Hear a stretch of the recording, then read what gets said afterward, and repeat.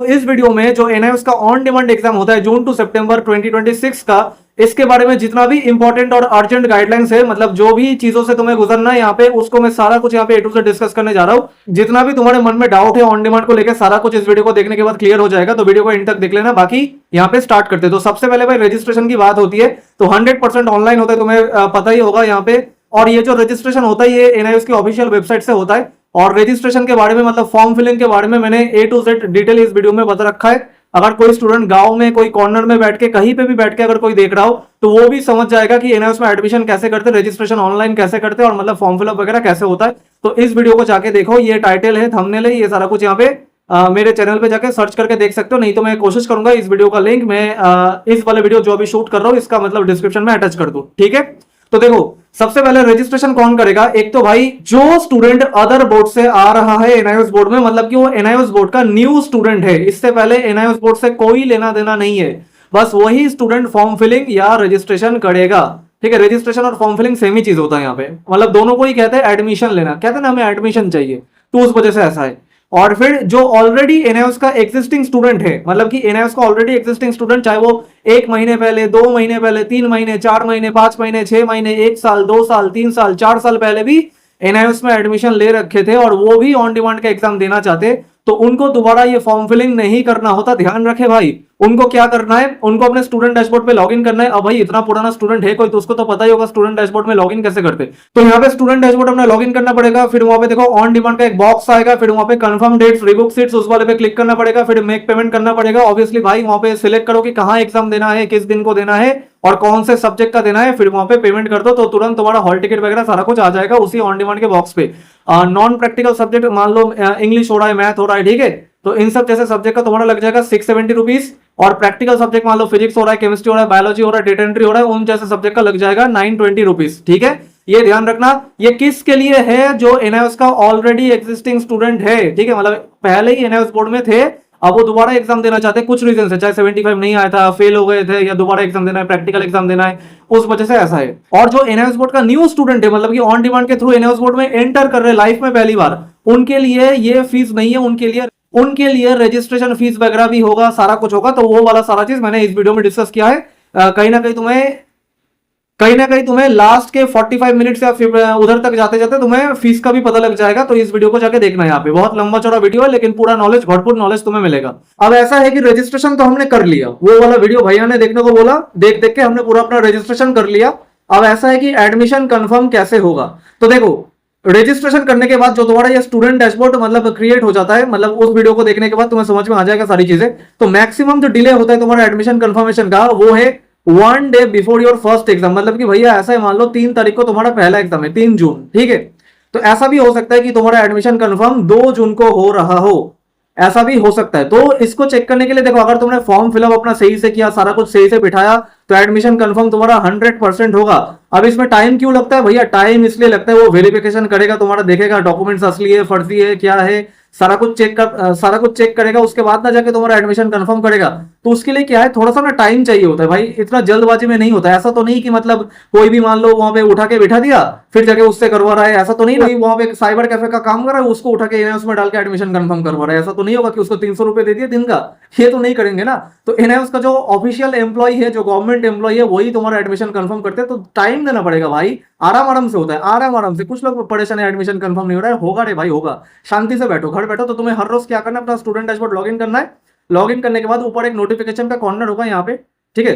तो नोटिफिकेशन के कॉर्नर में देखना, अगर नोटिफिकेशन जीरो है तुम्हारा, रेड नोटिफिकेशन अगर 0 है, तो डरने की कोई बात नहीं है, एडमिशन आराम से कंफर्म होगा। टाइम लगेगा भाई। और अगर कुछ गड़बड़ी हुई, मान लो कुछ तुमने गलत चीजें यहाँ पे अपना अपलोड किया, या कुछ फॉर्म में तुम्हारा गलती है, या 10th की मार्कशीट के अकॉर्डिंग तुमने अपना नाम नहीं लिखा, ऐसा कुछ मतलब कुछ भी प्रॉब्लम है, तो एनआईओएस वाले तुम्हें उस नोटिफिकेशन में भेजेंगे कि भैया ये प्रॉब्लम है, 1-2 नोटिफिकेशन ऐसे करके भेजेंगे। तो उसको चेक करना पड़ेगा और ठीक करना पड़ेगा। ये रिव्यू फॉर्म इधर से ठीक हो जाता है, और बाकी अगर कुछ बहुत ज्यादा गलती हो गई तो ई सर्विसेज वहां पे जाके ठीक हो जाता है, ठीक है। तो देखो, जैसे मैंने वहां पे एक्सप्लेन किया था फॉर्म भरने वाले वीडियो पे, उसको देख के अगर करोगे तो तुम्हारा मतलब कोई गलती यहाँ पे होगा नहीं। और फॉर्म भरने के नाम पे जो तुमसे पैसा लूटते ना भाई, 5,000, 10,000, 15,000, पता नहीं क्या क्या लूटते, तो भाई उस वीडियो को देखो, खुद ब खुद ही अपना फॉर्म भर लो। एक तो होता है कि फॉर्म भरने वाले से पढ़ना और पढ़ने वाले से फॉर्म भरा लेना, तो हम इस सेकंड कैटेगरी के, ठीक है। तो हमने सोचा कि भाई नहीं, अपने स्टूडेंट के लिए ये करते कि इनको लूटा जा रहा है मार्केट में 5,000 10,000 15,000 फॉर्म भरने के नाम पे, एडमिशन के नाम पे। तो हमने इनको सिखा दिया उल्टा कि भाई एडमिशन कैसे लेते हैं, फ्री में सीख लो। तो वो वीडियो जाके देख लेना, हो जाएगा सारा चीजें वहां पे। फीस वगैरह का भी डिस्कशन उस वीडियो में मैंने किया था। नेक्स्ट भाई, एडमिशन कंफर्म हो जाने के बाद क्या करना पड़ेगा। एक तो भाई तुम्हें आईडी कार्ड मिल जाएगा तुरंत। कहां मिलेगा, वही स्टूडेंट डैशबोर्ड पे ऐसा करके आईडी कार्ड का बॉक्स है, इधर मिलेगा। यहाँ पे लिखा होगा आईडी कार्ड, इस पे क्लिक करोगे तो ये वाला मतलब पीडीएफ काइंड ऑफ खुल जाएगा। और इसको तुम्हें प्रिंट आउट करवाना है, कलर प्रिंट करके अपने साथ रखना है। कलर प्रिंट करके लेमिनेट कर लेना और अपने साथ रखना आईडी कार्ड को। फिर एडमिशन फॉर्म भी मिलेगा। किसको मिलेगा एडमिशन फॉर्म, जो कि 12th में फेल या कंपार्टमेंट थे और वो टीओसी के लिए उन्होंने अप्लाई किया है, ठीक है, इन्हीं को मिलेगा एडमिशन फॉर्म। अगर कोई ऐसा है कि 12 पास थे और अप टू 4 सब्जेक्ट इन्होंने लिया, तो भाई तुम्हें एडमिशन फॉर्म यहाँ पे शो नहीं होगा, ध्यान रखना। तो एडमिशन फॉर्म भी मिलेगा। फिर एक और आता है टीओसी का फॉर्म, और एक और आता है ओरिजिनल फेल मार्कशीट। मतलब कि क्या है, जिन्होंने टीओसी लिया है कि भैया हम तो सीबीएसई बोर्ड के थे या किसी दूसरे बोर्ड के थे, वहां से फेल या कंपार्टमेंट हो गए, लेकिन क्या है भैया, वहां से ना 2 सब्जेक्ट में हम पास थे, 2 सब्जेक्ट में पास थे और उसमें नंबर बढ़िया बढ़िया था, मान लो 75 प्लस था दोनों में। तो हमने ऐसा प्लान बनाया, क्यों ना ये 2 सब्जेक्ट का नंबर एनआईओएस बोर्ड में ट्रांसफर किया जाए। तो हमने अपने फॉर्म में वैसा किया और अब हमारा एडमिशन कंफर्म हो चुका है। अब टीओसी का प्रोसेस क्या है, तो देखो इसके बारे में एक डिटेल वीडियो मैं अपने चैनल पे लाऊंगा। भैया क्यों नहीं ला रहे, अरे भाई लाऊंगा यार, टाइम लगेगा यार, 15-20 दिन बाद मैं अपलोड करूंगा, क्योंकि सबको मुझे देख के चलना है ना यहाँ पे। तो टेंशन ना लो, अगर मैं 20 दिन बाद भी टीओसी का वीडियो बनाऊं, तुम्हारा कोई नुकसान नहीं होगा। मुझे पता है यहाँ पे कहां से, किस बैकग्राउंड से कौन से स्टूडेंट आ रहे हैं, मुझे सारा कुछ पता है। जैसे तुम रोगे अभी कि भैया मेरा तो ओरिजिनल मार्कशीट सीबीएसई बोर्ड वालों ने मुझे नहीं भेजा, मैं क्या करूंगा। अरे भैया सीबीएसई बोर्ड वाले ओरिजिनल मार्कशीट किसी को नहीं भेजे, चलो भेज देंगे यार, मान लो 30 जून तक तो भेज देंगे, 30 जून तक तो भेज देंगे, या मान लो 15 जुलाई तक तो भेज देंगे, है कि नहीं। तो जब भेजे, जिस दिन ओरिजिनल मार्कशीट तुम्हारे हाथ लगे, उसी दिन तुरंत एनआईओएस वालों को वो कुरियर करवाना होता है। मतलब कि तुम्हारा आईडी कार्ड का प्रिंट आउट, एडमिशन फॉर्म का प्रिंट आउट, टीओसी फॉर्म तुम्हें एनआईओएस की वेबसाइट पे मिलेगा, गूगल पे सर्च करो एनआईओएस टीओसी फॉर्म, और तुम्हारा जो original marksheet, original fail marksheet, ऐसा नहीं कि डिजी लॉकर वाला चला दिए, ऐसा नहीं कि प्रिंट आउट मार दिए, ऐसा नहीं कि कुछ भी उठपटंग कर दिए, नहीं, जो बोर्ड वालों ने भेजा वो ओरिजिनल मार्कशीट तुम्हें ये 4 चीजें वहां पे देना पड़ेगा एनआईओएस के हेड ऑफिस पे, ठीक है, एनआईओएस के हेड ऑफिस पे नोएडा पे देना पड़ेगा। ध्यान रखना, कौन देगा भाई, जिसने टीओसी लिया है वही देगा, जिसने टीओसी नहीं लिया वो नहीं देगा। और ठीक है, मान लो कोई ऐसा है कि 12 फेल कंपार्ट तो था, लेकिन उसमें 5 सब्जेक्ट का एग्जाम दे रहा है, वो 5 सब्जेक्ट, इंग्लिश, पीसीएम और मान लो कंप्यूटर साइंस का एग्जाम दे रहा है, किसी भी सब्जेक्ट में उसने टीओसी नहीं लिया, तो भाई उसको ये सारी चीजें झंझट नहीं करना पड़ेगा। लेकिन जिसने लिया टीओसी, उसको ये नोएडा हेड ऑफिस भेजना पड़ेगा। कब भेजना पड़ेगा, जब एडमिशन कंफर्म हो जाएगा। भैया एडमिशन कंफर्म हो गया, अभी तक हमारा ओरिजिनल मार्कशीट नहीं आया, अरे भैया आएगा, मान लो 30 जून को आया, 30 जून को अगर ओरिजिनल मार्कशीट, मान लो ऐसा है कि भाई तुम्हारा 2 जून को एडमिशन कंफर्म हुआ भैया, लेकिन ओरिजिनल नहीं आया, ठीक है, 30 जून को आ जाएगा ओरिजिनल, आराम से आएगा। तो 30 जून को अगर ओरिजिनल मार्कशीट आ गया, तो 1 जुलाई को तुम कुरियर करवा दो एनआईओएस के हेड ऑफिस पे नोएडा पे, या तो कुरियर करवा दो, नहीं तो खुद ही चले जाओ, ठीक है, शांति से भाई, कोई रोने धोने का यहाँ पे सीन नहीं है, आराम आराम से सारा चीजें होगा। नेक्स्ट भाई, हाँ, तो एग्जाम हॉल गाइडलाइंस, तो अब भैया हमारा रजिस्ट्रेशन हो गया, एडमिशन कंफर्म हो गया, फिर हमने एग्जाम दिया नहीं, मतलब टीओसी का वो सारा कुछ मार्कशीट जो भेजना था वो भी हमने भेज दिया। कौन भेजेगा, जो 12 में फेल कंपार्ट था और जिसने टीओसी लिया है वही ना भेजेगा भाई, 12 पास वाला थोड़ी भेजेगा टीओसी का मार्कशीट, कैसा मतलब बकवास कर रहे हो यहाँ पे। तो ये जो बात है, और भाई फिर हमें भैया अब एग्जाम देना है, तो एग्जाम का क्या गाइडलाइंस होता है, तो देखो थ्योरी एग्जाम का पहले डिस्कस करते। तो यहाँ पे तुम्हें स्टूडेंट ऑब्वियसली तुम खुद तो जाना ही पड़ेगा ना एग्जाम सेंटर पे, और एनआईओएस का आईडी कार्ड प्रिंट आउट कराओगे, है ना, और तुम्हारा क्या कहते हैं आधार कार्ड का मतलब ओरिजिनल कॉपी अपने साथ रखोगे, और एग्जाम का हॉल टिकट प्रिंट आउट कराओगे। ये 4 चीजें लेके मतलब तुम्हें वहां पे एग्जाम सेंटर पे जाना है। तो यहाँ पे हॉल टिकट कैसे मिलेगा, जैसे ही तुम्हारा एडमिशन कंफर्म हो जाएगा, तो या तो तुरंत, नहीं तो कुछ दिन बाद, यहाँ पे तुम्हारे एग्जाम से पहले, मान लो तुम्हारा एडमिशन कंफर्म हुआ 5 जून को और तुम्हारा एग्जाम है वहां पे मान लो 16 जून को, तो मान लो ऐसा भी हो सकता है 6 जून को भी तुम्हारा हॉल टिकट आ जाए, 5 जून या 6 जून को भी तुम्हारा यहाँ पे हॉल टिकट शो करने लगे। नहीं तो ऐसा भी हो सकता है कि 15 जून को जाके तुम्हारा हॉल टिकट यहाँ पे शो कर रहा है, मतलब एग्जाम से 1 दिन पहले, ऐसा भी हो सकता है। तो वहां पे हॉल टिकट जब शो करने लगे, इसको यहाँ पे डाउनलोड करना, प्रिंट आउट करना, ये सारी चीजें लेके एग्जाम हॉल में, एग्जाम सेंटर में टाइमली पहुंच जाना है। भैया कब जाना पड़ेगा, वो हॉल टिकट में लिखा हुआ रहेगा टाइमिंग, और कौन सा सेंटर में जाना पड़ेगा, तो वही वाला ना सेंटर जो तुमने सिलेक्ट किया उसी में ना जाना पड़ेगा भाई, और वो भी हॉल टिकट में लिखा हुआ रहेगा। तो ये जो बात है भैया, ये तो थ्योरी का हुआ। फिर प्रैक्टिकल का कब कैसे क्या होगा, तो जिस दिन थ्योरी का एग्जाम देने जाओगे उस दिन सेंटर वालों से पूछोगे कि भैया प्रैक्टिकल का कब होगा, ठीक है। जिस दिन थ्योरी का एग्जाम देने गए उसी दिन जाके सेंटर वालों से पूछोगे कि प्रैक्टिकल का सर जी कब होगा हमारा एग्जाम, तो वो बताएंगे कि ऐसे ऐसे इस तारीख को होगा, तो उस दिन सही सलामत चले जाना, ठीक है। अब क्या है भैया, what to study for theory exam, theory के लिए क्या पढ़ना पड़ेगा। तो देखो मैं हाईली रिकमेंड करूंगा, एनआईओएस ने अभी ऑन डिमांड का सिलेबस कुछ बताया नहीं है। एनआईओएस की वेबसाइट पे या किसी भी इंफॉर्मेशन बुलेटिन या इंफॉर्मेशन ब्रोशर कहीं पे भी ऐसा लिखा नहीं कि ऑन डिमांड का सिलेबस ये है, ये पढ़ना पड़ेगा। तो उसके लिए पहले लोग एज्यूम करते थे हमें 100% सिलेबस पढ़ना पड़ेगा, मतलब कि according to NCERT class 11 plus class 12 हमें पढ़ना पड़ेगा। पहले लोग ऐसा करते थे, लेकिन अभी ऐसा देखा गया है कि भाई रिसेंट टाइम से कि 60% सिलेबस पढ़ने से काम हो जा रहा है। पब्लिक एग्जाम के जो चैप्टर से वो पढ़ने से काम हो जा रहा है, जो टीएमए के चैप्टर से वो मत पढ़ने लग जाना। एक तो देखो बात समझो यार, टीएमए और पब्लिक एग्जाम के चैप्टर मिला के तुम्हारा लगभग हर एक सब्जेक्ट में 35 से 40 चैप्टर होंगे, 30 से 35 तो होंगे ही भाई, 30 to 35 चैप्टर होंगे। तो तुम्हारी बस की बात नहीं होगी भाई इतने कम टाइम पे इतना सिलेबस करना। उससे बेहतर है भैया पब्लिक एग्जाम वाला 60% कर लो, तुम्हारा भला हो जाएगा। भैया हमें 95% चाहिए, हमें तो भैया 75 प्लस आउट ऑफ 80 स्कोर करना है। एक बात बताओ, सीबीएसई जैसे बोर्ड में जब तुम्हें 2 साल 11 क्लास और 12 क्लास का मौका मिला था, तुम्हारा उधर 33 नहीं बन पाया, 33 नहीं बन पाया भाई, फेल होके कंपार्टमेंट होके यहाँ से वहां से आ रहे हो यहाँ पे, और तुम्हें इधर 20 दिन में अब 95 चाहिए। मतलब सपना देखो तो क्या है, थोड़ा रियलिस्टिक होके देखो चीजें। यहाँ पे फिर भी अगर चाहिए तो जो मर्जी करो अपना, हमें नहीं पता भाई कैसे लाते, लेकिन हाँ अगर कोई 20 दिन या 1 महीने में पास होना चाहता है तो भाई 60 प्लस या 65 ऐसे इस रेंज में परसेंटेज लाना पॉसिबल है भाई, आराम से पॉसिबल है। और बहुत ज्यादा मेहनत करने की किसी में अगर कैपेसिटी है, पहले से बेसिक सारा कुछ क्लियर है, तो वो 75 प्लस भी ला सकता है, ये जो बात है। लेकिन ये जो 95 का सपना देख लो भाई, जेई के एस्पिरेंट है, जेई के एस्पिरेंट साल भर पढ़ते भाई, वो 10th पास करने के बाद एनआईओएस बोर्ड ले लेते, डमी स्कूल वगैरह नहीं करवाते, 2 साल से जेई की तैयारी करते, मॉक टेस्ट में 200 प्लस आता है उनका 300 में से जेई मेंस के, वो लोग 95% नहीं ला पाते, वो भी कई बार 87 88 पे अटक जाते, और तुम्हें 95 चाहिए भाई 1 महीने में। भाई कुछ रियलिस्टिक होकर सोचो। इसी वजह से मैंने बोला 60% पब्लिक एग्जाम का सिलेबस करो। इसमें से क्या होगा, मिनिमम तुम्हारा एग्जाम में 65 प्लस आउट ऑफ 80 का दिखेगा ही दिखेगा। मतलब ऐसा थ्योरी का एग्जाम देने जाओगे तो वहां पे एटलीस्ट 80 में से तुम्हारा 60-65 नंबर का दिखेगा ही दिखेगा, ठीक है। और अगर टीएमए वाले चैप्टर से आ भी गया तो मान लो आ गया 15-20 नंबर का आ गया, तो क्या करेंगे, तुक्के मारेंगे वहां पे और क्या। लेकिन भाई पब्लिक एग्जाम वाला सिलेबस अच्छे से कर ले तो वही बहुत बड़ी बात है हमारे लिए। जैसे फिजिक्स जैसे सब्जेक्ट में यहाँ पे अगर 18 चैप्टर है तो 8 चैप्टर भी ढंग से कर लो तो तुम पास हो जाओगे भाई आराम से, कोई टेंशन लेने की बात है नहीं, ठीक है। नेक्स्ट भाई यहाँ पे मान लो पीसीएम भी करना है तुम्हें, ठीक है।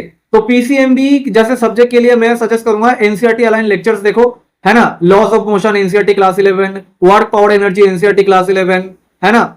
फिर क्या कहते हैं उसको, electric charges and field NCERT class 12, तो वो वाला एनसीईआरटी अलाइन लेक्चर देखो, और एनआईओएस का जो किताब है वो सॉल्व कर लो, और सैंपल क्वेश्चन पेपर और पीवाईक्यूज ये सॉल्व कर लो। कहां मिलेगा, एक तो एनसीईआरटी अलाइन लेक्चर तुम्हारे वाईटी पे मिल जाएगा, है ना, उन सबका देख लो। एनसीईआरटी अलाइन मतलब जो एनसीईआरटी के लिए पढ़ाते हैं, जो सीबीएसई के लिए पढ़ाते हैं, जो जेई के लिए पढ़ाते हैं, जो नीट के लिए पढ़ाते हैं, उनका देख सकते हो भैया। लेकिन उसमें ना ऐसा है, मान लीजिए 15 टॉपिक है एक चैप्टर में हमारे एनआईओएस के किताब में, लेकिन एनसीईआरटी में से सिर्फ 12 टॉपिक ही कवर हो रहा है, 3 टॉपिक जो कवर नहीं हो रहा है, इसका क्या करें। अरे इसका खुद ब खुद सेल्फ स्टडी कर लेना भाई। अगर 15 में से 12 टॉपिक अगर तुम्हारा आता है, तुम्हें कवर हो गया, तो भाई यार 3 टॉपिक तुम नहीं कर पाओगे कवर, कैसी बातें करो मतलब, है ना। तो एनसीईआरटी अलाइन लेक्चर देखो, कंप्लीट करो, चीजों को अच्छे से समझो, अच्छे से कंसेप्ट को समझो, और फिर क्या कहते हैं एनआईओएस का बुक सॉल्व करो, और फिर वहां पे सैंपल क्वेश्चन पेपर और पीवाईक्यूज सॉल्व करो। एनआईओएस का बुक कहां मिलेगा, एनआईओएस की वेबसाइट पे मिलेगा, एनआईओएस की वेबसाइट पे मिल जाएगा, ठीक है। और सैंपल क्वेश्चन पेपर और पीवाईक्यूज कहां मिलेगा, एनआईओएस की वेबसाइट पे अगेन मिल जाएगा। वहां पे एनआईओएस की वेबसाइट पे जाओ, nios.ac.in, उधर जाके लर्नर्स कॉर्नर पे जाओ, ठीक है। लर्नर्स कॉर्नर, उधर जाके स्टडी मटेरियल पे जाओ, स्टडी मटेरियल, फिर उधर जाके सीनियर सेकेंडरी पे जाओ, सीनियर सेकेंडरी। फिर जैसे ही उस पर क्लिक करोगे तो दुनिया भर के जितने भी सब्जेक्ट है एनआईओएस बोर्ड में सारा कुछ आ जाएगा, physics, chemistry, math, biology, history, geography, political science, फिर बिजनेस स्टडीज, अकाउंटेंसी, सारा कुछ आ जाएगा वहां पे। तो वहां पे अब उस वाले सब्जेक्ट पे क्लिक करो, मान लो फिजिक्स पे क्लिक किए। अब जैसे ही फिजिक्स पे क्लिक करोगे तो फिजिक्स का जितना भी मतलब किताबी ज्ञान है, मतलब जो किताब है फिजिक्स का चैप्टर वाइज, वो सारा कुछ वहां पे पीडीएफ मिल जाएगा, कलरफुल पीडीएफ है, वहां से देख देख के पढ़ सकते हो। भैया पीडीएफ सब नहीं पढ़ पाते तो डाउनलोड करो, पैसा खर्चा करो, अपना प्रिंट आउट मारो, बहुत पैसा लग जाएगा, मतलब अगर 10 चैप्टर का भी प्रिंट आउट करोगे तो। अब एनीवे अगर है तो कर लेना, ये जो बात है। तो इस तरीके से एनआईओएस का किताब से पढ़ना, और सैंपल क्वेश्चन पेपर और पीवाईक्यूज वही पे मिल जाएगा, मतलब sample question paper sample question paper और तुम्हारा मार्किंग स्कीम वहीं पे मिल जाएगा। जैसे तुमने फिजिक्स का बुक वहां पे चेक किया, वहां पे थोड़ा नीचे स्क्रॉल डाउन करोगे तो मतलब सैंपल क्वेश्चन पेपर वाला भी दिख जाएगा, उस पर क्लिक करोगे तो फिर वहां पे देख लेना डिफरेंट डिफरेंट सब्जेक्ट का। और पीवाईक्यूज कहाँ मिलेगा? गूगल पे सर्च करो अगेन एनआईओएस की वेबसाइट पे कि NIOS senior secondary previous year question paper, तो वहां पे मिल जाएगा। जिप फाइल डाउनलोड कर लेना, फिर 2-4 साल का पीवाईक्यू सॉल्व कर लेना। तो इस तरीके से पीसीएमबी में चलना है। और फिर इंग्लिश में क्या करना है? इंग्लिश में वाईटी के समरी वीडियोस देखो, मतलब जो स्टोरीज है, और इंग्लिश में न्यू सिलेबस करना है, ठीक है? न्यू सिलेबस, ओल्ड वाला मत करना भाई, ओल्ड वाला मत करना, न्यू सिलेबस यहाँ पे करना है इंग्लिश का। तो वाईटी पे समरी वीडियोस देखो स्टोरीज और पोएम्स का, फिर वहां पे क्या करो, बहुत सारे ढेर सारे मतलब मिल जाएंगे समरी वीडियोस भर भर के। भाई आपको स्टोरी है, पोएम है, तो जरूरी तो नहीं है ना कि वो एनआईओएस बोर्ड का ही होगा। वो स्टोरी पोएम किसी दूसरे बोर्ड के दूसरे क्लास में भी हो सकता है, या किसी और जगह पे हो सकता है, तो उसका समरी अच्छे से मिल जाएगा। फिर एनआईओएस का बुक अच्छे से रीड कर लेना, और फिर क्या कहते हैं, एनआईओएस का बुक के अंदर जितना भी एक्सरसाइज के क्वेश्चंस वगैरह है वो सारा कुछ अच्छे तरीके से सॉल्व कर लेना, और सैंपल क्वेश्चन पेपर सॉल्व कर लेना। पीवाईक्यू इंग्लिश का मिलेगा नहीं, क्यों नहीं मिलेगा? क्योंकि इंग्लिश के न्यू सिलेबस का जस्ट अभी अभी एग्जाम हुआ है अप्रैल में, अप्रैल 2026 में अभी अभी एग्जाम हुआ है। तो भाई अभी अभी हुआ है तो अपलोड नहीं हुआ वेबसाइट पे, तो कहां से मिलेगा पीवाईक्यू? तो नहीं मिलेगा इंग्लिश का पीवाईक्यू, ठीक है? और data entry, CS, painting, sociology, psychology, इन जैसे सब्जेक्ट में क्या करना पड़ेगा? सेल्फ स्टडी करो एनआईओएस के बुक से, क्योंकि ये जैसे सब्जेक्ट कोई पढ़ाने वाला तुम्हें यहाँ पे है नहीं, और अगर कोई मिल जाए तो पढ़ लेना भाई उससे। नेक्स्ट भाई क्या है? How to make practical file. तो देखो इसमें क्या होता है, ये प्रैक्टिकल फाइल का फॉलो सेंटर इंस्ट्रक्शन, मतलब सेंटर वाले जैसे कहेंगे वैसे अपना फाइल वगैरह बना के वहां पे मतलब दिखा सकते हो, और प्रैक्टिकल का एग्जाम उस तरीके से दे सकते हो। यही करना होता है एक्चुअली में, मतलब जिम्मेदारी उनका है। अरे पैसा किसको दिए हो भाई? एनआईओएस बोर्ड को दिए हो ना, तो जिम्मेदारी उनका है कि वो बताएंगे तुम्हें प्रैक्टिकल फाइल लिखना कैसे है, कौन सा एक्सपेरिमेंट लिखना है, कौन सा नहीं लिखना, उनका जिम्मेदारी होता है। लेकिन कई केसेस में ऐसा होता है कि वो लोग सही ढंग से नहीं बताते, फिर वहां पे क्या कहते हैं, तुम्हें पता नहीं चलता कैसे क्या मतलब हो रहा है और क्या लिखना है क्या नहीं लिखना। तो उस केस में तुम रैंडमली क्या करते हो, 10 एक्सपेरिमेंट लिख लेते हो एनआईओएस की लैब ऑफिशियल लैब मैनुअल से, ठीक है? एक्चुअली अकॉर्डिंग टू गाइडलाइंस 10 ही एक्सपेरिमेंट लिखना होता है। अब ये जो 10 एक्सपेरिमेंट होता है ना, जब तुम एनआईओएस का लैब मैनुअल खोलोगे, मान लो फिजिक्स का खोल लिया, फिजिक्स केमिस्ट्री बायो किसी का भी खोल लिया, तो वहां पे देखोगे कि 20 से 30 एक्सपेरिमेंट्स वहां पे है। तो इतना तो लिखना नहीं होता, इनमें से 10 ही लिखना होता है, 10 लिखना होता है अकॉर्डिंग टू एनआईओएस का गाइडलाइंस, ठीक है? अब ये कौन सा 10 लिखना होता है, एक्चुअली सेंटर वाले का बताने का काम है, ठीक है? लेकिन कई केसेस में वो पता नहीं चलता, और सेंटर वाले ऐसे ही तो समझ रहे हो ना, सरकारी संस्था मतलब जिंदगी नरक, कई बार क्या होता है पता नहीं चलता। तो उस केस में क्या करते हैं हम लोग, 10 रैंडम एक्सपेरिमेंट लिख के जाते हैं एनआईओएस का ऑफिशियल लैब मैनुअल से। भैया कहां पे मिलेगा? वही सेम उसी तरीके से एनआईओएस की वेबसाइट पे जाओ, लर्नर्स कॉर्नर पे जाओ, स्टडी मटेरियल पे क्लिक करो, सीनियर सेकेंडरी पे क्लिक करो, फिर जाके फिजिक्स केमिस्ट्री बायोलॉजी किसका प्रैक्टिकल लिखना है उस पे क्लिक करो, फिर जाके देखो लैब मैनुअल करके वहां पे दिखेगा, तो उस पे क्लिक करो, फिर वहां पे तुम्हें नजर आएगा कि 30-35 एक्सपेरिमेंट है, बहुत ज्यादा है। तो उसमें से कोई 10 एक्सपेरिमेंट तुम्हें लिखना होता है। भैया कैसे लिखेंगे? वो तो अनसॉल्व्ड है। अरे अनसॉल्व्ड है तो वो भाई सॉल्व करो ना यार, डोरेमोन का यूज करो। डोरेमोन तो आज के जमाने में सभी के पास है, तो डोरेमोन का सही इस्तेमाल करो और सॉल्व करो उसको, ठीक है? तो इस तरीके से प्रैक्टिकल फाइल वगैरह बनाओ, बाकी इतना ही चीज है। तो अगेन बोल रहा हूं, ये सेंटर वालों की जिम्मेदारी है, और सेंटर वाले का कोई मतलब अगर अता पता है ही नहीं, तो तुम एटलीस्ट कुछ एक्सपेरिमेंट लिख के तो जाना होगा वहां पे। तो 10 एक्सपेरिमेंट तुम रैंडमली लिख के चले जाना पर सब्जेक्ट, ठीक है? नेक्स्ट भैया रिजल्ट कब आएगा ऑनलाइन? तो देखो रिजल्ट में यहाँ पे ऐसा होता है, भैया हमने 6 जून को दिया, तो क्या 6 जून से 45 डेज गिनेंगे? नहीं भाई, ऐसा नहीं होगा। रिजल्ट यहाँ पे ऐसे होता है, मान लो तुमने 1 से 15 जुलाई एग्जाम दिया फिजिक्स केमिस्ट्री, या तो फिजिक्स दिया, नहीं तो केमिस्ट्री दिया, नहीं तो फिजिक्स केमिस्ट्री दोनों दिया, 1 से 15 जुलाई के बीच में मान लो तुमने दिया। अरे भैया यहाँ पे जुलाई लिखा, तुमने जून में दिया तो जून के तरीके से गिन लेना, अगस्त में दिया तो अगस्त के तरीके से गिन लेना, ठीक है? तो मान लो 1 से 15 जुलाई के अंदर तुमने फिजिक्स केमिस्ट्री का एग्जाम दिया, तो इसका जो रिजल्ट है फिजिक्स और केमिस्ट्री दोनों का, दोनों दे दिया, तो दोनों का 15 जुलाई के बाद तुम 45 डेज गिन लेना, ठीक है? मान लो अगर ऐसा हुआ कि मान लो यहाँ पे 6 जून को तुमने फिजिक्स दिया और 9 जून को यहाँ पे मान लो यहाँ पे केमिस्ट्री दे लिया, तो यहाँ पे जो तुम्हारा रिजल्ट है 6 + 45 + 9 + 45 ऐसे करके नहीं होगा, ऐसे करके नहीं होगा। लास्ट डेट क्या है ब्लॉक का? 15 जुलाई, 15 दिन करके होता है ना, तो 15 जुलाई लास्ट डेट है, तो 15 जुलाई से 45 डेज ऐसे करके गिनोगे तो उस दिन तुम्हारा रिजल्ट आएगा, ठीक है? नेक्स्ट ऐसा करके मान लो तुमने 16 जुलाई से 31 जुलाई तक यहाँ पे मैथमेटिक्स का दे लिया, तो 31 जुलाई से गिनो 45 डेज तक, ठीक है? मान लो इसमें तुमने मैथमेटिक्स का दिया था 18 जुलाई को, तो 18 की जगह यहाँ पे 31 का ऐसे करके गिनोगे और फिर 45 डेज और जोड़ोगे, रिजल्ट तुम्हारा ऑनलाइन आएगा, ऑनलाइन, ठीक है? इस तरीके से होता है। और इंग्लिश हिंदी का क्या किया भैया? टीओसी ले लिए थे। इंग्लिश हिंदी का डर लगता है, इंग्लिश हिंदी का एग्जाम हमने दिया नहीं था।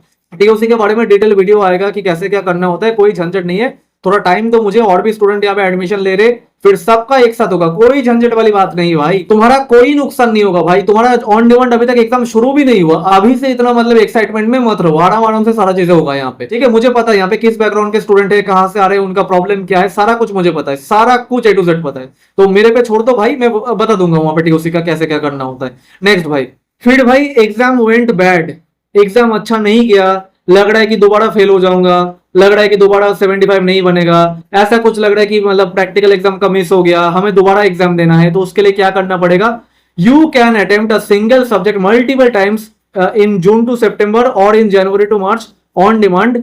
इन दोनों को ही ऑन डिमांड कहते हैं, एक तो होता है जून टू सितंबर, दूसरा होता है जनवरी टू मार्च, और अप्रैल और अक्टूबर वाले को पब्लिक कहते हैं, ठीक है। तो मल्टीपल टाइम्स तो ऑन डिमांड एग्जाम में अटेम्प्ट कर सकते हो, नो लिमिट भाई, नो लिमिट, समझाते भाई, अभी समझाते। और अप्रैल और अक्टूबर एग्जाम के लिए तुम नॉट एलिजिबल, एलिजिबल नहीं हो भैया। कौन एलिजिबल नहीं है, जो फर्स्ट टाइम अपना एनआईएस में रजिस्ट्रेशन ऑन डिमांड एग्जाम में किया है वो एलिजिबल नहीं है। बाकी कोई अगर ऐसा है कि फर्स्ट टाइम अपना एनआईएस बोर्ड में रजिस्ट्रेशन पब्लिक एग्जाम में किया, या तो अक्टूबर वाले में नहीं तो अप्रैल वाले में, तो वो ऑन डिमांड भी दे सकता है और वो पब्लिक वाला भी दे सकता है। अभी तुम लोग कहते हो ना कि भैया मेरा तो ऐसा है ना कि ऐसा कर सकता हूं, मैं एनआईएस बोर्ड से भी दे देता हूं और कंपार्टमेंट लगा था सीबीएसई बोर्ड में वो भी दे देता हूं। अरे भाई क्या कर रहे हो अपनी जिंदगी की, मतलब ऐसे की तैसे क्यों कर रहे हो, हमें समझ में नहीं आ रहा भाई। आचार डालोगे सीबीएसई बोर्ड के मार्कशीट का, और अगर सीबीएसई बोर्ड वाला मार्कशीट ही चाहिए कि नहीं भैया हमें ऑक्सफोर्ड यूनिवर्सिटी में ही पढ़ाई करना है इंग्लैंड में, तो भैया उसके लिए तुम क्यों आए हो यहाँ पे एनआईएस बोर्ड में। एनआईएस बोर्ड इंडिया में तो 100% हर जगह वैलिडेट करता हूँ, 5 सब्जेक्ट यहाँ पे कर रहे हो, और क्या कहते हैं एक लैंग्वेज तुम्हारे पास यहाँ पे है, जहां मर्जी अप्लाई करना चाहो। ऑब्वियसली उधर का देखो वहां पे सब्जेक्ट क्या क्या मांग रहे हैं वो लोग, परसेंटेज कितना मांग रहे हैं वो भी देखोगे ऑब्वियसली, लेकिन हाँ इन जनरल हर जगह यहाँ पे एक्सेप्टेड है। आईआईटी बोल लो, एम्स बोल लो, फिर वहां पे दुनिया भर की चीज यूपीएससी ये वो सब जगह मतलब एप्लीकेबल है, कोई झंझट नहीं आ रहा। तो तुम्हें दोबारा दोबारा सीबीएसई बोर्ड से क्यों करना पड़ रहा है, हमें तो ये समझ में नहीं आ रहा भाई। और गाइडलाइंस के अकॉर्डिंग तुम दोनों बोर्ड से पास आउट नहीं हो सकते, किसी एक से ही पास आउट होना पड़ता है। हाँ सिस्टम को बाईपास करके वो तो कुछ भी करके मतलब लोग कर लेते, लेकिन उस तरीके का काम तुम क्यों कर रहे हो हमें मतलब दिमाग में समझ नहीं आ रहा। और अगर उसी तरीके का काम तुम्हें करने तो सीबीएसई बोर्ड के साथ ही अपना रिश्ता पक्का समझ लेते भाई, यहाँ पे एनएस में आए क्यों थे, हमें तो ये भी समझ में नहीं आ रहा भाई। मतलब गजब का यहाँ पे खिलाड़ी निकले तुम। लेकिन क्या है, ऐसा हरकतें मत करो। एक जो तुम्हारा सीबीएसई बोर्ड का एग्जाम की, मान लो सीबीएसई बोर्ड में धक्के खाके कि मैथ में, तो मैथ में कम मौका दे रहा है, एक तो सीबीएसई बोर्ड दे रहा है जुलाई में, दूसरा दे रहा है फरवरी में, है ना। तो साल में सीबीएसई बोर्ड 2 बार मौका दे रहा है, वही एनआईएस बोर्ड तुम्हें कितनी बार मौका दे रहा है। मान लो यहाँ पे मैथ में धक्के खा गए, तो मैथ का एग्जाम ऑन डिमांड में जून टू सितंबर में हर एक वेडनेसडे को हो रहा है, ठीक है। हर एक वेडनेसडे का मतलब क्या है, 3 जून, 10 जून, 17 जून, 24 जून, 1, 8, 15, 22, 29 जुलाई, 5, 12, 19, 26 अगस्त, और 2, 9, 16, 23, 30 सितंबर। तो इतना दिन मल्टीपल टाइम्स, ये 14 डेज है ना, गलत बोल दिया यहाँ पे, 5 और 5 10, यहाँ पे 1 2 3 4 और 4 8 है ना, तो 10 + 8 18 दिन तुम मैथमेटिक्स का एग्जाम दे सकते हो भाई एनआईएस बोर्ड में। ऐसे ही तुम फिजिक्स का भी दे सकते हो, ऐसे ही तुम केमिस्ट्री का भी दे सकते हो। और ऐसा जरूरी नहीं इंडिया के कहीं पे भी यार, मुंबई जाओ, चेन्नई जाओ, दिल्ली जाओ, कोलकाता जाओ, यार कहीं मर्जी, मतलब जहां पे एग्जाम हो रहा है नागपुर जाओ एग्जाम दो, कोई दिक्कत नहीं आएगा। कैसे देते एग्जाम, स्टूडेंट डैशबोर्ड खोल के, कि लग रहा है भाई 3 तारीख को मैथ दिए थे, 3 तारीख को मैथ दिए थे, लग रहा है कि नहीं निकलेगा, फेल हो जाऊंगा, मन कर रहा है कि 24 तारीख को फिर से दूंगा, तो स्टूडेंट डैशबोर्ड खोलो यहाँ पे, फिर यहाँ पे कंफर्म डेट्स, रीबुक सीट्स, इस पे क्लिक करो, फिर जगह वही सेम तरीके से सिलेक्ट करो कहाँ पे एग्जाम देना है, कौन से सेंटर में देना है, वही सेम घिसा पिटा चीज।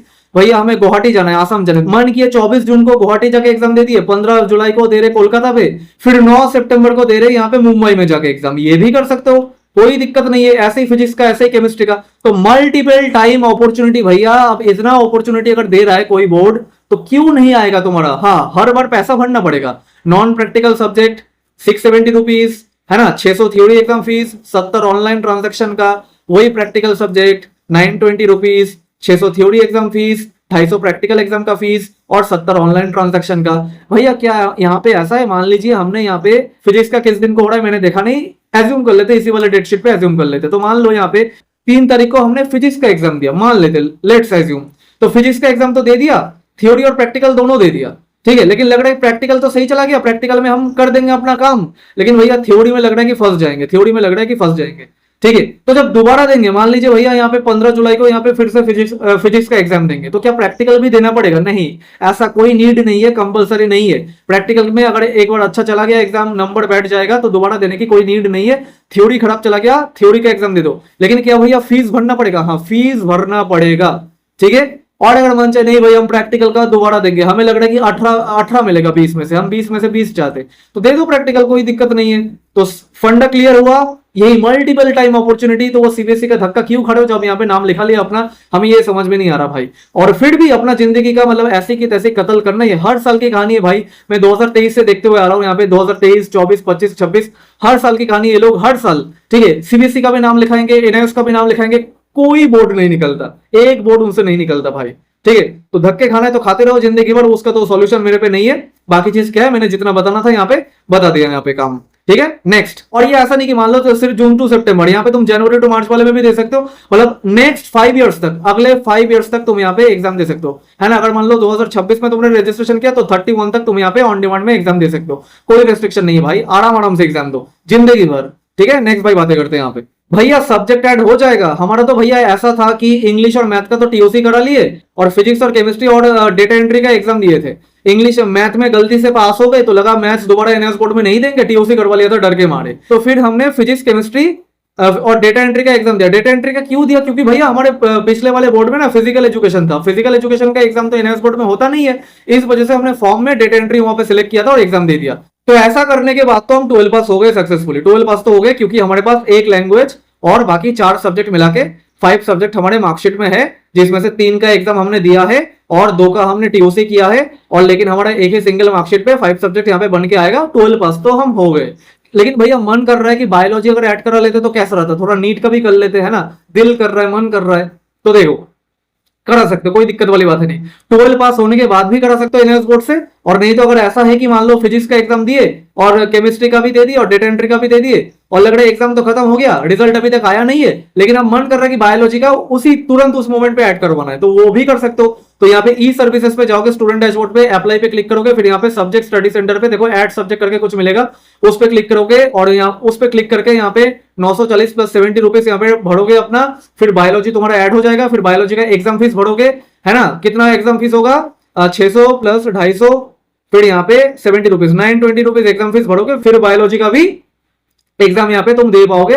यही तरीका होता है सब्जेक्ट ऐड करने का। और तुम ये क्यों कर पा रहे हो, क्योंकि तुम 12 में फेल या कंपार्टमेंट थे किसी दूसरे बोर्ड से, तब ना जाके एनआईओएस में आए हो, इस वजह से कर पा रहे हो। क्योंकि इस केस में एनआईओएस तुम्हें अप टू 7 सब्जेक्ट अलाउ करता है। ठीक है, मतलब 5 टू मिनिमम 5 और मैक्सिमम 7 सब्जेक्ट यहाँ पे अलाउ करता है, इस वजह से तुम ऐसा काम कर पा रहे हो। भैया हमारे ऐसे, हम तो पहले से 12 पास थे, यहाँ पे अप टू 4 सब्जेक्ट करने आए थे हम, तो क्या हम सब्जेक्ट ऐड करा के 5 सब्जेक्ट कर पाएंगे, तो भैया बिल्कुल नहीं कर पाओगे। ध्यान रखना भाई, अप टू 4 है तो अप टू 4 ही ऐड कर पाओगे। अगर एक सब्जेक्ट का रजिस्ट्रेशन किया था तो बाकी 3 कर पाओगे, 2 का किया था तो बाकी 2 का कर पाओगे, 3 का किया था तो बाकी 1 का कर पाओगे, और अगर 4 का रजिस्ट्रेशन ऑलरेडी कर लिया था तो एक्स्ट्रा और सब्जेक्ट का यहाँ पे ऐड नहीं करवा पाओगे। ठीक है, तो ये जो फंड है टोटल। नेक्स्ट भाई बातें करते हैं, एलिजिबिलिटी समझा देते हैं। एलिजिबिलिटी को लेकर जो कंफ्यूजन होता है ना तुम्हारा ऑन डिमांड में, वो भी समझा दे तुम्हें। Eligibility for on demand 12th करने के लिए, 12वीं क्लास करने के लिए प्रीवियस क्वालिफिकेशन क्या होना पड़ेगा और किसको क्या मिलेगा। तो अगर तुम्हारा प्रीवियस क्वालिफिकेशन, मैं सिर्फ अभी तक 10 पास हूं उसके बाद कोई सिनेरियो नहीं है, अभी तक मैं सिर्फ 11th पास हूं उसके बाद कोई सिनेरियो नहीं है, अभी तक मैं सिर्फ 11th फेल कंपार्टमेंट हूं उसके बाद कोई सिनेरियो अभी तक बना नहीं है, तो इस केस में तुम ऑन डिमांड से क्लास 12 नहीं कर सकते भाई, ध्यान रखो। इस केस में कहां से क्लास 12 कर सकते हो, स्ट्रीम 1 में जाना पड़ेगा। इन तीनों केस में स्ट्रीम 1 में या तो अप्रैल में जाओ, नहीं तो अक्टूबर में जाओ। स्ट्रीम 1 वाला अक्टूबर भाई, स्ट्रीम 2 वाला अक्टूबर नहीं, दोनों तरीके का अक्टूबर होता है। तो स्ट्रीम 1 ब्लॉक 1 अप्रैल में जाओ, अप्रैल 2027, नहीं तो स्ट्रीम 1 ब्लॉक 2 अक्टूबर में जाओ, अक्टूबर 2027, उस केस में इसमें जाना पड़ेगा। ठीक है, ऑन डिमांड में कौन ले सकता है 5 सब्जेक्ट का मतलब एग्जाम करा सकता है और 12 पास हो सकता है यहां से, तो उसके लिए 12 में फेल कंपार्टमेंट होना पड़ेगा, सिर्फ और सिर्फ और सिर्फ यही लोग, सिर्फ यही लोग। ठीक है, तो ये क्लास 12 कर सकते हैं, 5 सब्जेक्ट से लेकर 7 सब्जेक्ट तक ले सकते हैं। क्या भैया 4 सब्जेक्ट ले सकते हैं? नहीं भाई, लेने को ले लोगे, उल्टा पुल्टा फॉर्म भर के ले लोगे, लेकिन वो तुम्हारा 12 पास नहीं कहलाएगा, ना इधर का रहोगे ना उधर का। भैया पिछले वाले बोर्ड में थे, उधर भी फेल कंपार्ट, एनआईओएस बोर्ड में आए, इधर भी फेल कंपार्ट, मतलब 12वीं पास तो नहीं होगे ना, 12 पास मतलब 12वीं पास तो नहीं होगे ना 4 सब्जेक्ट लगा के। मिनिमम 5 सब्जेक्ट लेना पड़ेगा, 5 लेना पड़ेगा, जिसमें एक लैंग्वेज होना कंपलसरी है।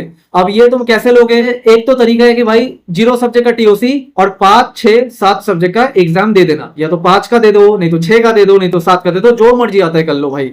गाइड करते करते थक गए, तुम सुधरने वाले नहीं हो, जो मर्जी आता है कर लेना। ठीक है, कर सकते हो, टीओसी करने की जरूरत नहीं है, कि ऐसा नहीं कि टीओसी करना ही पड़ेगा, ऐसा कोई मतलब जरूरत नहीं है यहाँ पे। ठीक है, और फिर नहीं तो एक का टीओसी करवा लो, 4 का एग्जाम दे दो, 5 का दे दो, नहीं तो 6 का दे दो, ठीक है। मतलब वही मैक्सिमम 7 सब्जेक्ट तक मार्कशीट पे 7 सब्जेक्ट तक ही मैक्सिमम ले पाओगे, उससे ज्यादा नहीं। और नहीं तो 2 का टीओसी करवा लो, 3 का दे दो, 4 का दे दो, 5 का दे दो, ठीक है। ऐसा भी कर सकते हो। मैं सजेस्ट करूंगा 5 सब्जेक्ट का ही करवा लो, ज्यादा झंझट नहीं आएगा, ठीक है। या तो टीओसी लेके करवा लो, नहीं तो बिना टीओसी के करवा लो, और पढ़ाई लिखाई कर लेना भाई, बर्डन आएगा। मतलब ऐसा हलवा नहीं है कि मतलब एक महीने में 5 सब्जेक्ट उड़ा दिए, उतना आसान नहीं पड़ेगा भाई। यहाँ पे आईआईटी का स्टूडेंट नहीं आ रहा, याद रखना, आईआईटी का नहीं आ रहा भाई। यहाँ पे वही लोग आ रहे हैं जो मतलब 12 में फेल या कंपार्टमेंट हो गए थे, ऑन डिमांड में वही लोग आते, ठीक है। बाकी आईआईटी का स्टूडेंट रहता है वहां पे स्ट्रीम 1 वाले में रहता है। और ऐसा करा के 12 पास कर लेने के बाद, इस सिस्टम से 12 पास कर लेने के बाद तुम 100% हर एक जगह एलिजिबल हो। जेई बोल लो, नीट बोल लो, गवर्नमेंट जॉब, प्राइवेट जॉब, हर एक जगह एलिजिबल हो, ठीक है। और अगर प्रीवियस क्वालिफिकेशन तुम्हारा 12 ऑलरेडी पास है तो क्या तुम क्लास 12 कर सकते हो? हाँ कर सकते हो, लेकिन अप टू 4 सब्जेक्ट। क्यों ऐसा क्यों है? क्योंकि कोई भी बोर्ड नहीं चाहता कि बंदे के पास 2-2 12वीं पास वाला सर्टिफिकेट रहे। लेकिन भैया हमने तो देखा है कि वो रहता है, फिर वो जेई में भी करते, इसमें करते, उसमें करते, तो वो लोग प्रॉक्सी लगा के करते भाई। उस तरीके का सजेशन मैं तुम्हें थोड़ी दूंगा, जो गाइडलाइंस में लिखा है वही ना कहूंगा तुम्हें भाई, ठीक है। ध्यान रखो, करने को तो जो मर्जी आता तुम कर लोगे, लेकिन जो गाइडलाइंस में लिखा है जैसे चलना है मैं वैसे तुम्हें बताऊंगा यहाँ पे, ठीक है। तो 12 पास वाला कैंडिडेट क्लास 12 तो यहां से ऑन डिमांड में कर सकता है, लेकिन अप टू 4 सब्जेक्ट ही कर पाएगा। या तो एक सब्जेक्ट का कर लो, नहीं तो 2 का कर लो, नहीं तो 3 का कर लो, नहीं तो 4 का कर लो। तो ऐसे करके क्या होगा भैया, ये मान लीजिए कि ऐसे करके कहां अप्लाई करना है वहां जाके पूछो। जैसे ये पिछले वाला केस तो 100% हर जगह एलिजिबल था, उसको कोई झंझट नहीं है। लेकिन जो तुम हो, कहां अप्लाई करना है वहां जाके पूछो। जैसे तुम्हारा ये 12 पास वाला मार्कशीट होगा, है ना, या तो आर्ट्स स्ट्रीम के थे, नहीं तो कॉमर्स के थे, नहीं तो साइंस के थे, किसी के भी थे यार, कहीं से भी 12वीं पास थे, किसी भी बोर्ड से यार, state board, CBSE board, ICSE board, कोई भी बोर्ड से 12वीं पास थे, और यहाँ पे अप टू 4 ले लिया। तो अप टू 4 अगर करा लिया, या तो एक सब्जेक्ट लिए, नहीं तो 2 लिए, नहीं तो 3 लिए, नहीं तो 4 लिए, अब ये कहां अप्लाई करना है जा जाके पूछो। मेन जगह का बता देता हूं मैं।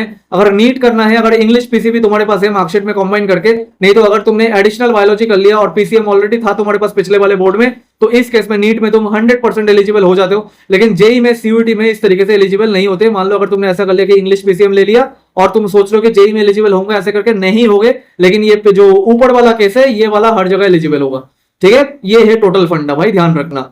हार्ड कॉपी किसको मिलेगा? जो 12th में फेलियर कंपार्टमेंट था किसी दूसरे बोर्ड से और एनआईओएस में उसने एंट्री मारी ऑन डिमांड में, और मिनिमम 5 सब्जेक्ट या तो मैक्सिमम 7 सब्जेक्ट इंक्लूडिंग 1 लैंग्वेज उन्होंने कंप्लीट किया, फर्स्ट टाइम 12 पास किया सक्सेसफुली एनआईओएस बोर्ड से, उसको क्या मिलेगा? एक तो मिलेगा मार्कशीट और पासिंग सर्टिफिकेट, एक ही सर्टिफिकेट में कंबाइन, कोई प्रॉब्लम नहीं होगा, सीबीएसई वाला भी वैसे ही देने लग गया। और दूसरा मिलेगा माइग्रेशन और टीसी, एक ही सर्टिफिकेट में कंबाइन, कोई प्रॉब्लम नहीं होगा, हर जगह चलेगा, कहीं पे भी कोई तुम्हें झंझट नहीं आएगा। और ये बाईपोस्ट डिलीवरी होगा 10 दिन से लेकर 30 दिन के अंदर, 30 डेज के अंदर बाईपोस्ट डिलीवरी तुम्हारे घर पे, घर के एड्रेस पे। मतलब जो फॉर्म भरते वक्त जो तुमने एड्रेस वहां पे फिलअप किया था, अगर परमानेंट और कोरेस्पॉन्डेंस एड्रेस सेम है तो उसी एड्रेस पे आएगा, और अगर कोरेस्पॉन्डेंस एड्रेस को चला गया तो उस एड्रेस पे तुम्हारा मार्कशीट बाई पोस्ट पहुंच जाएगा। अगर कुछ दिक्कत हुआ, झंझट हुआ कि 1 महीने में भी मार्कशीट नहीं मिल रहा, रिजल्ट आ गया, अभी भी मार्कशीट ये लोग डिलीवर नहीं कर रहे, तो एनआईओएस के हेड ऑफिस को तुम कांटेक्ट करोगे उस मोमेंट पे। और भैया मान लीजिए 15 अगस्त में तो हम 12 पास हो गए, लेकिन हमारा 68% बना, मन नहीं भर रहा, हमें जेई के लिए 75 चाहिए, तो हम मन कर रहा है ऐसा कि दोबारा एनआईओएस बोर्ड में इंप्रूवमेंट का एग्जाम देंगे। अरे भैया पास हो चुके हैं तभी ना जाके इंप्रूवमेंट का एग्जाम देंगे, ठीक है। तो इंप्रूवमेंट मार्कशीट उस केस में तुम्हें मिलेगा, ऑल सब्जेक्ट उसमें रहेगा। मान लो अगर ऐसा है कि तुमने फिजिक्स और मैथ का इंप्रूवमेंट भरा, लेकिन जो मार्कशीट बन के आएगा उसमें सारे सब्जेक्ट रहेंगे, फिजिक्स और मैथ तो रहेंगे, साथ में सारे सब्जेक्ट रहेंगे, और बेस्ड मार्क्स काउंट होगा। मान लो जो 18 दिन मैंने दिखाया था ना, वहां पे 18 दिन मैथ का एग्जाम हो रहा है, तो 18 के 18 दिन अगर तुम मैथ का एग्जाम दे रहे हो, ठीक है, तो इन 18 दिन में से जो तुम्हारा हाईएस्ट नंबर है, हाईएस्ट जो नंबर होगा मैथमेटिक्स में, मान लो एक दिन तुमने 96 मार दिया, तो वही नंबर वहां पे शो होगा। भले ही तुमने बाकी 10 दिन तुमने वहां पे 72 पे खेला, तो वो शो नहीं होगा, जो हाईएस्ट नंबर है वही शो होगा तुम्हारे लेटेस्ट मार्कशीट पे। तो उसको इंप्रूवमेंट वाले मार्कशीट को तुम्हारे घर नहीं भेजेंगे एनआईओएस वाले, और ये तुम्हें ऑनलाइन मंगवाना पड़ेगा ई सर्विसेज से। ओरिजिनल इंप्रूवमेंट मार्कशीट करके 470 रुपए खर्चा होगा, ठीक है। ध्यान रखना ये जो बात है यहाँ पे, ये भी बता दिया मैंने तुम्हें। और हाँ, ये तो तुम थे, और कोई लोग ऐसा होगा ना कि 12 पास था और फिर यहाँ पे एडिशनल बायो करने आया, है ना, एडिशनल बायोलॉजी, या फिर मान लो इंग्लिश पीसीबी कर लिया, है ना, या फिर मान लो पीसीएम कर लिया, मतलब ऐसा कुछ करने आया यहाँ पे, 12 पास था, अप टू 4 सब्जेक्ट लेने आया, तो उस केस में भी एनआईओएस वाला तुम्हारे घर पे मार्कशीट नहीं भेजता, ठीक है। उस केस में भी तुम्हें क्या करना पड़ता है, अपने ई सर्विसेज के थ्रू वहां पे मंगवाना पड़ता है अपने घर पे बाईपोस्ट मार्कशीट। वहां पे ई सर्विसेज पे जाओगे, डॉक्यूमेंट्स पे जाओगे, फिर देखोगे वहां पे लिखा है कि भाई क्या कहते हैं उसको, पार्ट एडमिशन मार्कशीट, तो उसको मंगवाना पड़ता है अपने घर पे एड्रेस पे। ध्यान रखे भाई, नेक्स्ट भैया जेई मेंस में स्टेट कोटा कैसे मिलेगा, हमें तो समझ में नहीं आ रहा, हमारा तो एनएस बोर्ड में कोई स्कूल नहीं है, जेई मेंस में कैसे क्या होगा। तो जेई मेंस में जब होगा, जब जेई मेंस का फॉर्म आएगा तब बता देंगे, अभी आराम आराम से करो। 100% तुम एलिजिबल हो both for JEE Mains plus JEE advance, ठीक है। IIT plus NIT, NIT plus system है ना, एनआईटी प्लस सिस्टम, दोनों के लिए एलिजिबल हो। अगर तुमने मतलब एलिजिबिलिटी मिनिमम पे डिस्कस किया, वहां पे जाके आगे देख। अभी के लिए बता देते हैं कि स्टेट कोटा वहां से मिलता है ना, कहां से मैंने 12 का एग्जाम दिया, कहां से मैंने 12वीं कक्षा की, भैया हम तो सीबीएसई बोर्ड से थे ना, हमने तो 12 का एग्जाम दिया था राजस्थान से, लेकिन अब हम घर आ चुके हैं, अब यूपी में आ चुके हैं, है ना। सीबीएसई बोर्ड से दिए थे राजस्थान से, कोटा में पढ़ाई करते थे अपना बढ़िया, अपना जेई मेंस का फॉर्म भरे थे राजस्थान से, तो राजस्थान का स्टेट कोटा तो उस वाले साल के लिए मिल गया। लेकिन इस वाले साल के लिए क्या फ्रेश तरीके से सारा कुछ होगा? हाँ बिल्कुल होगा। बाकी उसमें कई चीजें वेरी करती है, मतलब एटम लिमिट वगैरह, एटम का अलग सीन है, एटम के साथ इसको मत जोड़ो। लेकिन हाँ, अगर तुम्हारा केस ऐसा है कि राजस्थान में बैठे दिए थे जेई मेंस का एग्जाम 2025 में या 26 में, ठीक है, फिर अभी एनएस ऑन डिमांड का कर रहे हो यहाँ पे यूपी में, तो यहाँ पे यूपी तुम्हारा स्टेट कोटा बैठेगा। कैसे डिसाइड होता है वो चीज? रीजनल सेंटर कहां है वैसे डिसाइड होता है। जैसे इस वाले स्टूडेंट के केस में रीजनल सेंटर पुणे है, तो पुणे के अकॉर्डिंग स्टेट बैठेगा, मतलब कि महाराष्ट्र में स्टेट कोटा मिलेगा जेई मेंस में। और बाकी भैया उसमें जेई मेंस के फॉर्म में क्या भरे, स्कूल का नाम, ये वो फलाना चीजें, तो वो जब जेई मेंस का फॉर्म आएगा तब बता देंगे। अभी हाथ जोड़ते भाई, अभी तक जेई मेंस का फॉर्म आया नहीं है तो अभी नहीं बताएंगे। और अगर फाइनली किसी को मेरे से 1-to-1 काउंसलिंग चाहिए, 1-to-1 काउंसलिंग चाहिए, तो उसके लिए डिस्क्रिप्शन बॉक्स में जाना और पेमेंट कर देना वहां से 499 रुपीज, ठीक है। फिर मैं तुमसे कांटेक्ट कर लूंगा और तुम्हें एक best to best decision making solution दे दूंगा कि क्या करना चाहिए तुम्हारे लिए उस मोमेंट पे, जो भी तुम्हारा प्रॉब्लम है उसका सॉल्यूशन निकालने की कोशिश करेंगे, कि ऑन डिमांड में जाए, पब्लिक एग्जाम में जाए, किस में जाए, कौन सा सब्जेक्ट ले, क्यों ले भाई, मतलब प्रॉपर जो तुम्हारा कंसल्ट करना होगा वो मैं अच्छे तरीके से देख लूंगा क्या करना चाहिए, ताकि तुम्हारा करियर के लिए सबसे बेस्ट डिसीजन रहे। तो तुम्हें मतलब जो सेफेस्ट उपाय है, नहीं तो कई लोग ऊट पटांग तरीके से, भैया 12th में यहाँ पे फेल कंफर्ट हो गए और यहाँ पे एनएस में सब्जेक्ट लिए इंग्लिश, पीसीएमबी और कंप्यूटर साइंस, और साथ में वो ले लिया इकोनॉमिक्स, और वो भी किस में लिया? ऑन डिमांड में। वो भी कब ले रहा है? ये जून जुलाई में। अब बताओ, जून जुलाई में, ठीक है। अब बताओ 33% 2 साल में 12th में सीबीएसई में नहीं बना, अब इतना सारा भंडारा लेके वो लोग सोच रहे कि 90% बनाएंगे। तो ऐसा ही तो स्थिति है भाई, तो इन सब चक्कर में फंस सकते हो। एक बार जो धक्के खा लिए दोबारा धक्के थोड़ी ना खाओगे। तो 1-to-1 अगर मेरे से बातचीत करना है तो भाई डिस्क्रिप्शन बॉक्स में जाओ, 499 रुपीज अपना खर्चा करो। और बाकी मिलते हैं भाई नेक्स्ट वीडियो में, तब तक के लिए टेक केयर, बाय सभी को, thank you so much and तक देखने के लिए, बाय फिर।